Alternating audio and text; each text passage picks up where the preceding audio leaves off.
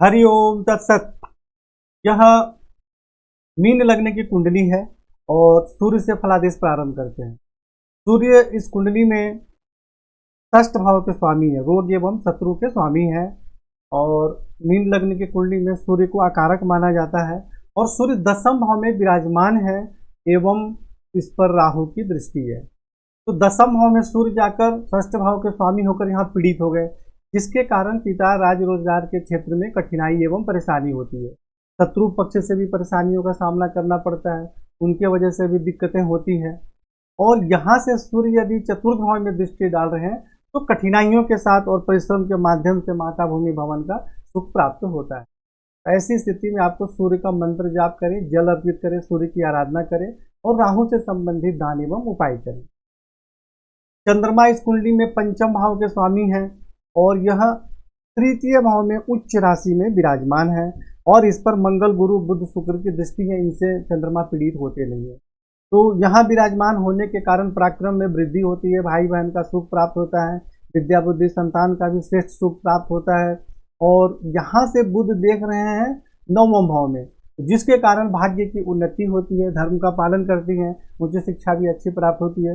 परंतु यहाँ चंद्रमा बिल्कुल कमजोर है, 0-1 अंश के। उच्च के तो हैं लेकिन अंश बल भी देखना जरूरी है। उच्च जो है यह स्थान बल है, स्थान बल और अंश बल दोनों में ही प्रबल होना चाहिए। तो स्थान बल में तो चंद्रमा प्रबल है लेकिन अंश बल में कमजोर है।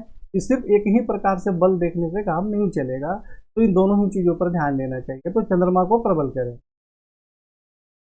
मंगल जो है इस कुंडली में द्वितीय भाव के स्वामी हैं और नवम भाव के स्वामी हैं, भाग्य के स्वामी हैं, राजयोग कारक ग्रह हैं और यह स्वयं के घर में विराजमान है, लेकिन 4 अंश के हैं। मतलब स्थान बल में भी मजबूत है लेकिन अंश बल में थोड़े कमजोर हैं, 4 अंश के हैं। तो यहाँ विराजमान होने के कारण भाग्य की विशेष उन्नति होती है, धर्म का पालन करती हैं, उच्च शिक्षा भी अच्छी प्राप्त होती है और धन एवं कुटुंब का श्रेष्ठ सुख प्राप्त होता है, धन का संग्रह होता है। द्वादश भाव में दृष्टि के कारण बाहरी स्थानों के संबंध से कुछ परेशानी होती है, खर्च अधिक रहता है।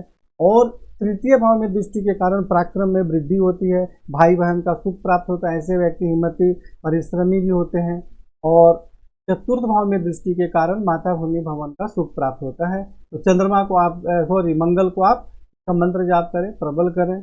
और मंगल किसी प्रकार से कोई विशेष परेशानी का योग नहीं बना रहे हैं। बुध जो है इस कुंडली में चतुर्थ भाव के स्वामी है और सप्तम भाव के स्वामी है, यानी माता भूमि भवन के स्वामी है और पति वैवाहिक जीवन के स्वामी है और नवम भाव में विराजमान है, भाग्य स्थान में विराजमान है।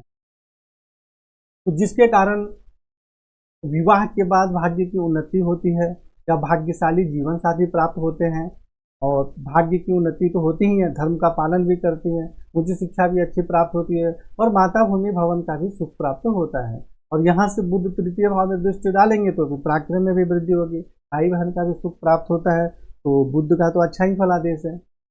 गुरु से संबंधित विषय पे चर्चा करते हैं। तो गुरु इस कुंडली में लग्नेश है एवं दसम भाव के स्वामी है, पिता राज रोजगार के स्वामी है, शारीरिक स्वास्थ्य सौंदर्य जीवन में उन्नति के स्वामी है। और गुरु जो है वह सप्तम भाव में विराजमान है, जिसके कारण पति एवं वैवाहिक जीवन का सुख प्राप्त होता है, दैनिक रोजगार में सफलता प्राप्त होती है, पिता राज रोजगार के क्षेत्र में सुख सम्मान एवं सफलता प्राप्त होती है। एकादश भाव में दृष्टि के कारण आमदनी अच्छी होती है, लग्न में दृष्टि के कारण शारीरिक स्वास्थ्य सौंदर्य सम्मान एवं प्रतिष्ठा में वृद्धि होती है। तृतीय भाव में दृष्टि के कारण पराक्रम में वृद्धि होती है, भाई बहन का सुख प्राप्त होता है। देखिए चलित कुंडली में गुरु देखिए प्लस है, यानी यहाँ से एक भाव आगे आ रहे हैं, अष्टम भाव में आ जा रहे हैं। तो यदि अष्टम भाव में गुरु आ जाएंगे तो जिसके कारण पिता राज्य रोजगार जीवन की उन्नति इन सभी क्षेत्रों में जो लाभ मिल रहा है उसमें कठिनाई एवं परेशानी के योग बन जाएंगे। इसलिए फलादेश लग्न और चलित दोनों को मान के करना चाहिए, तो दोनों को ही मानकर चलना चाहिए। तो यहाँ इसके हिसाब से जो है गुरु का मंत्र जाप आप करना चाहिए और वो जो उपाय बताए गए हैं वह करना चाहिए। अंशबल में तो ठीक है लेकिन चलित कुंडली में अष्टम भाव में चले आ रहे हैं, तो गुरु से संबंधित जो आपको उपाय बताए गए हैं वह भी करना जरूरी है, क्योंकि चलित कुंडली के अनुसार यह सब पिता राज रोजगार स्वास्थ्य जीवन की उन्नति में कठिनाई एवं परेशानी होगी। शुक्र जो है इस कुंडली में अकारक होते हैं, तृतीय भाव के स्वामी है, अष्टम भाव के स्वामी है, आयु के स्वामी है और यह नवम भाव में विराजमान है। तो जिसके कारण आयु में तो वृद्धि होती है परंतु बहुत ही कठिन एवं परिश्रम के माध्यम से भाग्य की उन्नति होती है।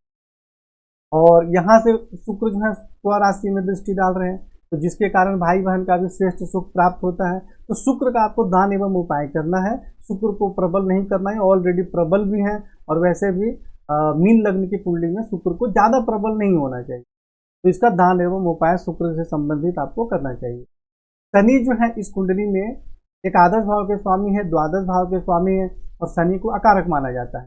और शनि पंचम भाव में, वो भी चंद्रमा के घर में विराजमान हो, वक्री है, 2 अंश के हैं और वक्री भी हैं, यानी कि 2 अंश के तो यहाँ पर हैं, लेकिन इनके बल में लगभग 7-8 अंश के बराबर तो इसमें बल है, ऐसा मानना चाहिए।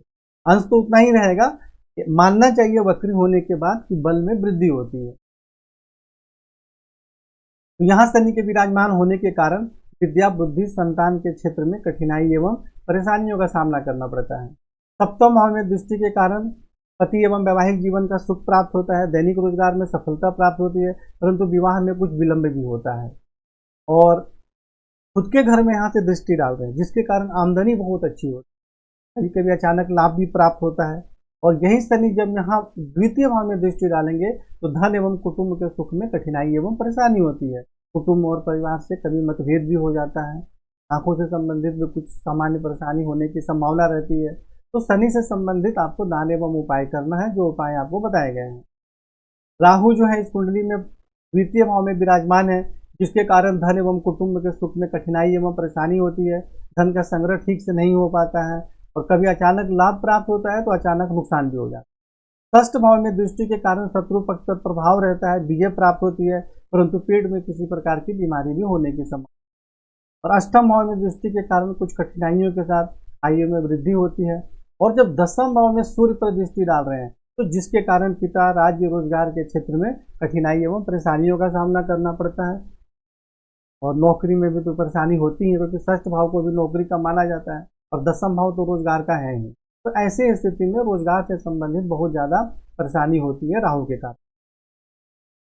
केतु जो है इस कुंडली में अष्टम भाव में विराजमान है, जिसके कारण स्वास्थ्य एवं आयु के संबंध में कुछ परेशानी होती है। पेट के सबसे निचले भाग में किसी प्रकार की बीमारी वगैरह भी होने की संभावना रहती है। द्वादश भाव में दृष्टि के कारण खर्च अधिक रहता है और बाहरी स्थानों के संबंध से भी कुछ परेशानी होती है।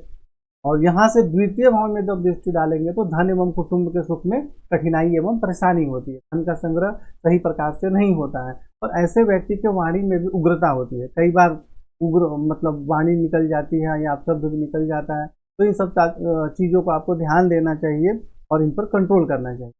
और चतुर्थ भाव में दृष्टि के कारण माता भूमि भवन के सुख में कठिनाई एवं परेशानी होती है। तो इस प्रकार आपने यहाँ फलादेश देख लिया और आपकी कुंडली में संपूर्ण फलादेश एवं उपाय बताए गए हैं, उसे देख के समझ के और फिर आप चर्चा भी करें फोन पे। हरिओम तत्सत।